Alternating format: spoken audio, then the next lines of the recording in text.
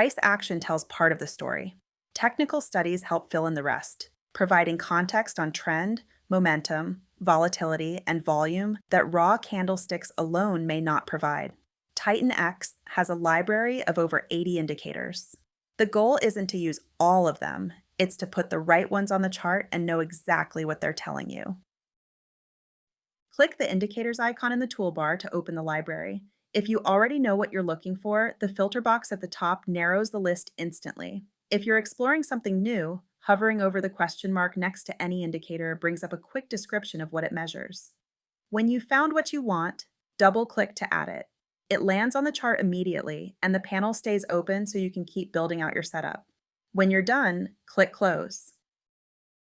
Let's say you're setting up a trend framework. Double-click Exponential Moving Average. Its settings open automatically since it's the first study in the list. Under Inputs, set the length to 20. Then add the 50 and 200 by double-clicking Exponential Moving Average again for each, clicking between them in the Added Indicators list to set their respective lengths. Under Plots, give each one a distinct color and bump up the pixel width so your 20, 50, and 200 are immediately distinguishable at a glance. As you make changes, the chart updates behind the panel in real time so you can see exactly how everything looks before you close. If you go too far, Restore to Default brings it back. Close the panel and look at the chart. The legend at the top shows the current value of each moving average, and as you move your cursor back through history, those values update bar by bar, so you always know exactly where each study stood at any point in time. On the right axis, you'll see live value labels updating in real time. Every indicator you add works the same way. Now, say you want to layer in Ichimoku for a fuller trend picture. Support, resistance, momentum, all in one overlay. With that many components on the chart, the right axis can get busy fast. If the labels start to clutter your view, go to Settings, Scales, Labels, and Lines, and toggle off indicators. Just keep in mind that turns them off for everything on the chart, not just Ichimoku. When you're ready to add a subgraph indicator, RSI, Stochastic, MACD, it drops into its own panel below the price chart.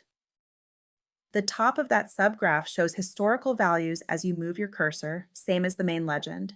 You can drag the value scale to adjust the vertical range or double-click it to reset. If you've got multiple subgraphs stacked and want to rearrange them, the up and down arrows between panels let you reorder them quickly. And from the legend next to each study's name, you can hide it with the eye icon, reopen its settings with the gear, or remove it with the X. So managing your workspace never requires going back into the panel. If you want to start fresh, delete all in the Indicators panel clears everything at once. For volatility, Bollinger Bands are a good example of an overlay that can sometimes push beyond the visible price range. When that happens, enable Fit Indicators under Settings, Scales. The chart adjusts to keep everything in view. Whatever your approach, trend following, momentum, mean reversion, the library has the tools to support it.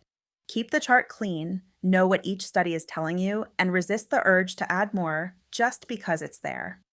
In the next video, we'll look at drawing tools and how to map the price structure your studies are working with.